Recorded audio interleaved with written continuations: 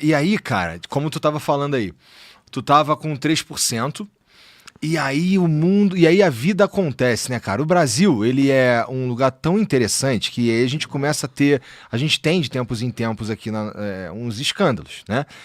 A gente estava tendo um escândalo do INSS, e aí a gente teve o escândalo do Banco Master, e aí no meio do escândalo do Banco Master, a gente começa a ter uns vazamentos de mensagem de pré-candidato à presidência da República também, o Flávio Bolsonaro, e a gente começa a ver umas mudanças nas previsões, nas pesquisas para as eleições desse ano, e a gente começa a ver nessas mudanças, inclusive tu chegando ali em terceiro. E aí eu te perguntei aqui antes de começar, cara, tu já parou pra pensar que, cara, pode ser que tu vá pro segundo turno, cara?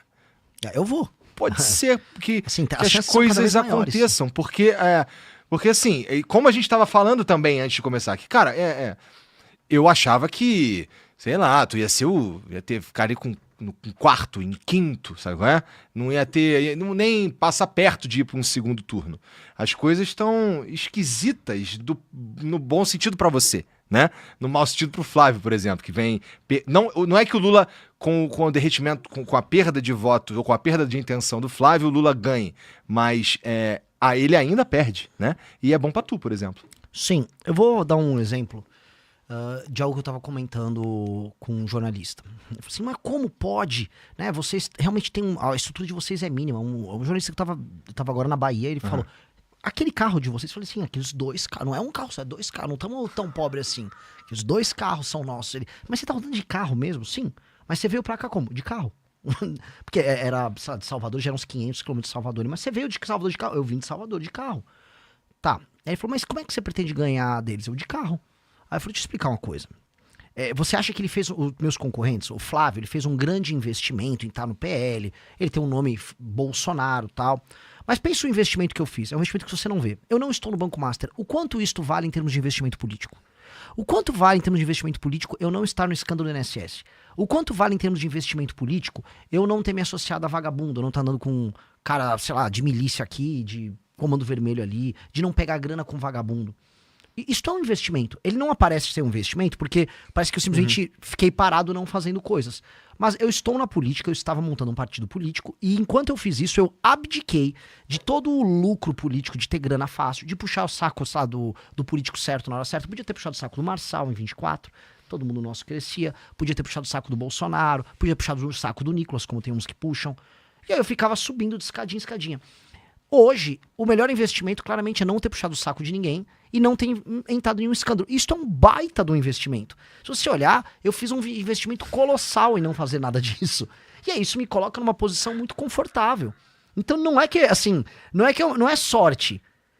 Eu juro pra você tá... O Igor tá rindo. Coloque a câmera na cara. O Igor tá falando, o Renan tá vindo com uma boa resposta de político. Que é uma bela resposta que eu dei agora. Mas é verdade. Mas então, eu entendo. E é interessante.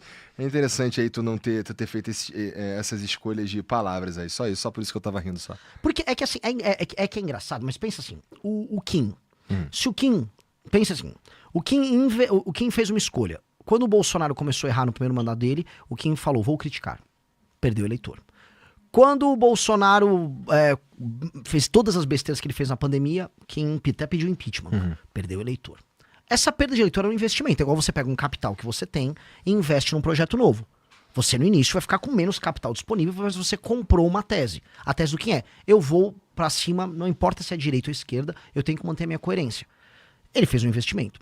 Esse investimento, né, entra o Lula, o Kim não entrou em orçamento secreto, que ele podia ter escolhido assim, eu vou pegar essas emendas, vou desviar as emendas igual os outros deputados fazem, transformo isso numa grana, boto um pedaço no bolso, com essa grana no bolso eu contrato uma equipe paralela de rede social pra mim. Quantos não fazem isso? Ele falou, não vou fazer. O ato de não fazer é um investimento. O ato de não entrar no esquema é um investimento. Então todas as escolhas que nós fizemos foram um investimento. E onde o investimento começa a se pagar? Pois bem, eu criei tanta credibilidade com o meu público que eu tive mais de 2.000 jovens coletando assinatura pra mim, nas ruas, todos os dias da semana, durante 1 ano e meio. Isso já é resultado desse investimento. Eu não ter me encontrado com o Vorcaro nunca, na verdade, o Vorcaro nem ter pensado em mim ou no Kim como uma opção de parceiros, já é resultado desse tipo de investimento.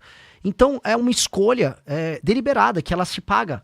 E aí ela me coloca num momento em que você tem 2 projetos completamente corrompidos, que é o do petismo e do bolsonarismo concorrendo, eu chego lá não como um azarão, mas como alguém que fez as escolhas certas nos últimos anos. Então não é azarão.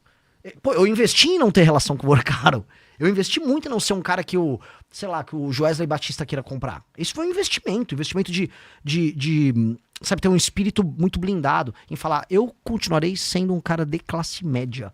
Estruturalmente de classe média. Eu não vou mudar os meus hábitos de consumo. Tipo, sabe, Renan, você tá agora com uma roupa, não tô com blazer. Sim, eu comprei na Zara, sabe? Deve custar uns R$400 isso aqui. Eu continuo sendo essencialmente um cara de classe média. E quando você não muda essa estrutura e fala, minhas ambições são ambições históricas, eu quero que o meu nome seja estudado na história. Mas minhas ambições comezinhas do dia a dia, se eu quero comer um bife, quero, sabe, sei lá, tá com o celular do momento só pra ele funcionar bem, quero comprar uma guitarra legal. São ambições de classe média. Quando você mantém um espírito assim, é difícil você virar um merda. E aí isso se paga nessa disputa. Nessa disputa eu tô numa posição muito privilegiada. Se você gostou do vídeo, não se esqueça de deixar o like e se inscrever no canal. Te vejo no próximo vídeo.